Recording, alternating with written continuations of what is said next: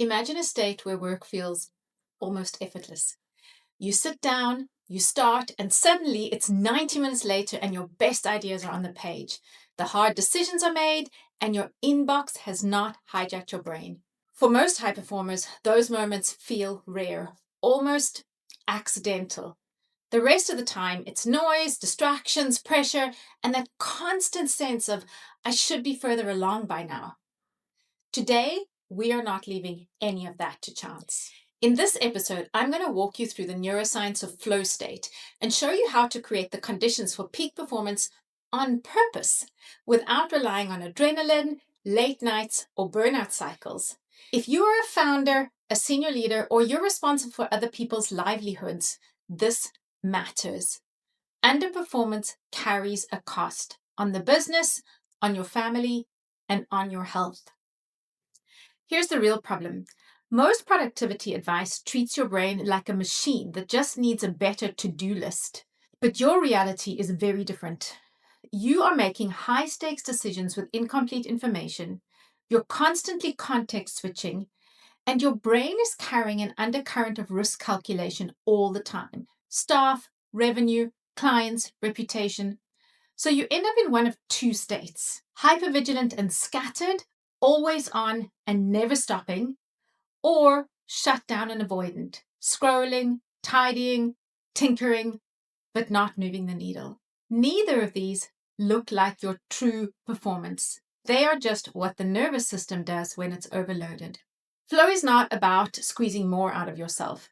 It's about doing less with more depth.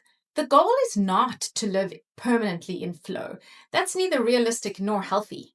The goal is to reliably access flow for the work that matters most. By the end of this video, you will understand what exactly flow is beyond the buzzword, what your brain is doing when you're in the zone, and the 6 conditions that make flow more likely. And if you stay until the end, I'm going to give you a practical flow session protocol that you can use this week to experience flow on demand. I'm Tanya Adams, an executive and neuroscience coach and founder of the Freedom Collective, Neuro 180 and Neuro 360 private programs where I help entrepreneurs and leaders rewire their brains for sustainable performance, not just short-term output.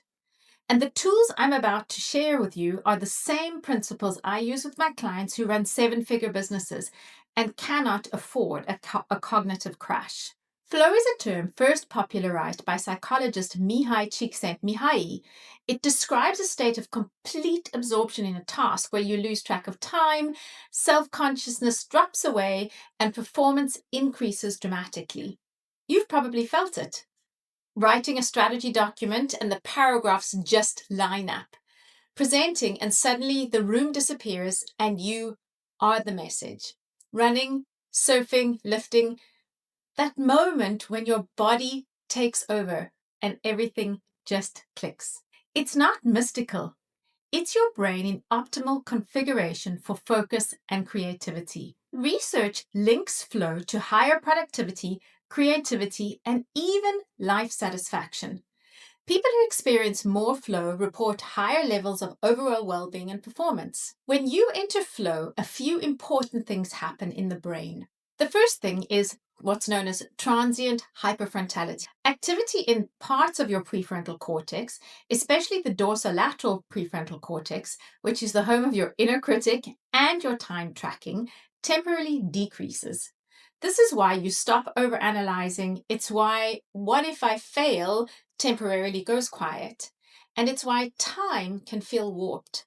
Hours seem as minutes. The second thing is the neurochemical cocktail that your brain produces. In this state, your brain releases a sequence of neurotransmitters, including dopamine and noradrenaline, that sharpen focus, increase motivation, and make the experience feel deeply rewarding. Thirdly, your brain experiences a network shift. You move from slow, conscious control to faster, more automatic networks that draw on your experience. Flow depends on both extensive prior practice and a willingness to let go of conscious control. So flow is not a trick that you can apply to anything at any time. It is a partnership between preparation and surrender. However, If you are underskilled for a task, no amount of candles or coffee will force flow. Skill and experience are non-negotiable ingredients for flow. Let me give you 6 practical conditions adapted from the flow research that significantly increase your chances of entering into flow at work. Number 1 condition is to have a clear goal.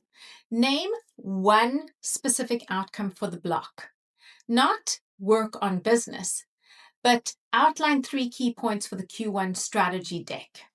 It must be concrete. The second necessary condition is immediate feedback. Choose tasks where you can see progress as you go. Word count climbing, or slides completed, or decisions documented. Your brain loves process signals. They feed dopamine and they keep you engaged in the work. Thirdly, there must be a challenge and skill balance. The task must be just beyond your current comfort zone, so it's not too easy that you're bored, and not so hard that you're paralyzed. Ask yourself on a scale of 1 to 10, how challenging is this? And then aim for a 7. Number 4 is single tasking. Flow and multitasking are incompatible. Silence your notification, close your tabs, and have one area of focus only. The 5th condition is to have a tight time container. Paradoxically, time constraints creates freedom. 60 to 90 minutes is often ideal for a cognitively demanding work block. And then lastly, safety around the edges. Your nervous system needs to feel safe enough to go deep into work, and that means that your basic needs are met. There's no looming crises knocking at your door, and there's a clear end time that your brain knows this is not going to go on forever. As you're listening to this, notice which one of these 6 you usually have in place and which 1 or 2 are consistently missing for you. I promised you that we would make this concrete. Here is a simple flow session protocol that you can use this week. Step 1 is to choose your highest leverage task. Ask yourself the question, if I could only move one thing forwards today, what would make the greatest difference? And this is where I encourage my clients to choose strategy, deep thinking, or creation, not inbox triage. Step 2 is to prepare your environment. Close all of your email and messaging apps, put your phone in another room or on airplane mode, and then clear visual clutter in your immediate field of vision.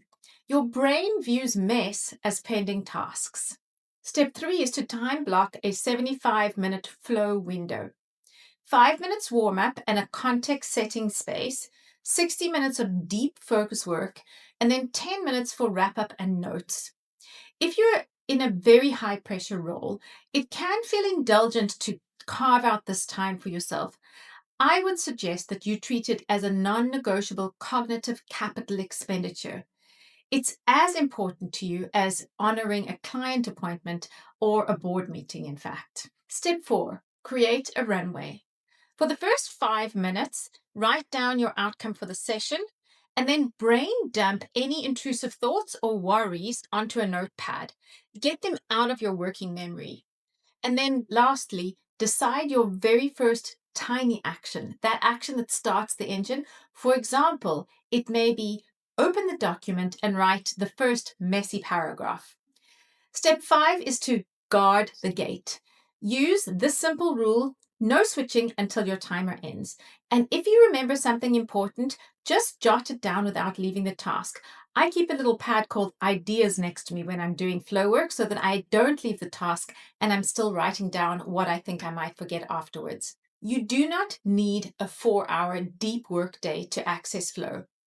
For many executives, the protected 60 to 90-minute blocks per week done properly beat 10 hours of distracted effort. If you're listening to this and realizing my brain is in constant survival mode, I know I'm capable of more, but my current way of working is unsustainable, then that's exactly the kind of work I do inside my private coaching programs, the Neuro 180, Neuro 360, and my privé concierge work with high net worth clients. We take the theory you're learning now and wire it into your real life, into your calendar, into your decision cycles, and most importantly, into your nervous system.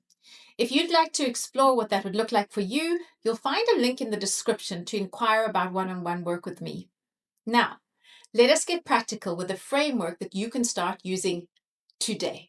I promised you that I would leave you with a simple 3-part framework: prime, play, protect.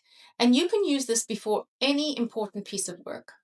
Step 1 is prime. Set up your brain. Physiology is first. Do a quick walk, take a glass of water, 2 or 3 slow exhalations to calm your vagus nerve. When you start like this every single time, this functions as a cue to the brain next time to know that we're going to do deep work. Secondly, set your intention, which is one written statement saying that for the next 60 to 90 minutes, my only job is. And lastly, create the scope. List the micro steps so that your brain sees a clear path and knows where it's going to. Play.